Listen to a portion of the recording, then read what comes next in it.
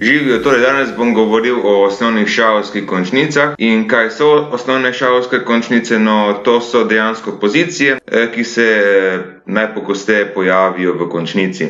In prva od teh pozicij, ki si jo bomo danes ogledali, je kralj in dama proti kralju. In v tej končnici dejansko hočemo samo odrezati kralja od čim večjega dela šahovnice, da ga spravimo na recimo zadnjo linijo, kjer ga bomo lahko matirali. In sedaj, ko smo dali damo sem in odrezali kralja, no, bo kralj šel sem in nam ne pustil, da bi še bolj odrezali, ker če bi šel recimo sem nazaj, ga bi enostavno samo še bolj odrezali in bi samo pospešili igro do konca. Namesto tega je to bolje, potem mi gremo sem in sem.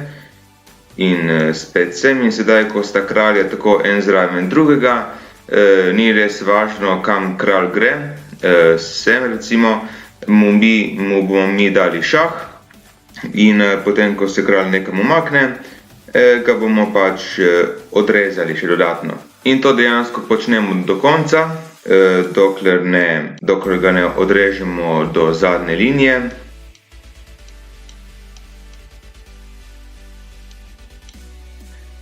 In sedaj, ko je na zadnji liniji, moramo nekoliko se paziti, da ne remiziramo, ker sedaj, če bi recimo premaknili kralja, kam bi bil remi.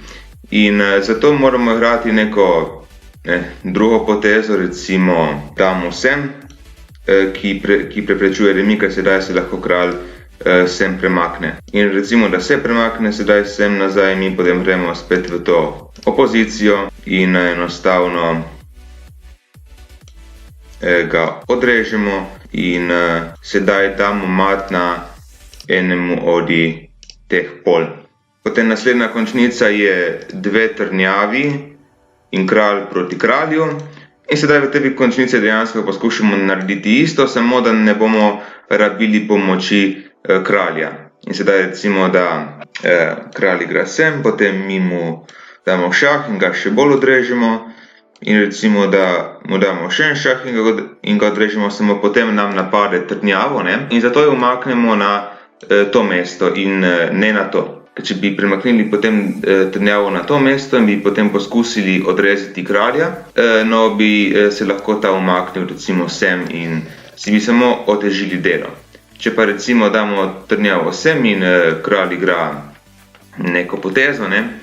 No, potem mi mu lahko damo šah in ga še dodatno odrežemo in sedaj na zadnji liniji mu damo mat. In to je bila ta končnica. Potem naslednja končnica, ki si jo bomo ogledali, je trdnjava in kralj proti kralju. In v tej končnici dejansko spet odrežemo kralja od enega dela šahovnice in potem recimo, da gre kralj proti trdnjavi in mi mu pač sledimo, ne? In na koncu nam napade trdnjavo.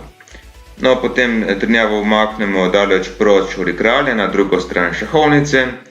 In sedaj, če recimo gre kralj sem, no, mu še naprej sledimo in potem gre kralj sem.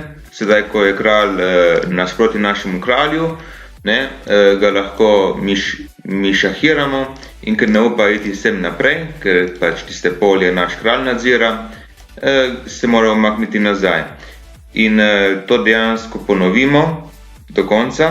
In tukaj moramo paziti, da ne gremo v kako opozicijo tukaj, kot naprimer, če bi dali kralja sem, ker če ne lahko gre pač nasprotnikov kralj sem in no, si samo otežimo delo. Če pa ne gremo v opozicijo in ga damo tako zraven tega kralja, če bi sedaj poskusil iti njegov kralj sem, no, ga bi lahko še bolj odrezali in bi samo bila igra bolj hitro končana.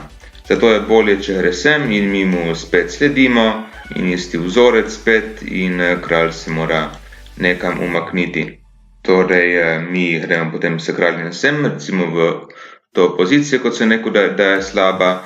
In če dejansko gre potem kralj sem in mi mu sledimo, bi bilo to slabo. Zato je bolje, če naredimo to čakalno potezo in sedaj res ni važno, kam gre kralj, recimo, da gre sem in potem mu spet sledimo in ponovimo ta vzorec in ga odrežemo na zadnjo linijo.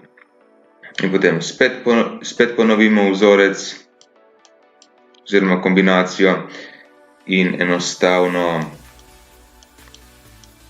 ga matiramo potem na koncu, ne.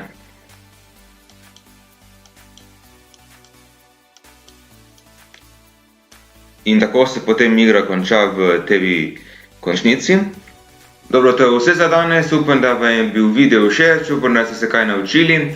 Če vam je bil video všeč, ga dajte všečka, dajte se naročiti in adijo in se vidimo naslednjič.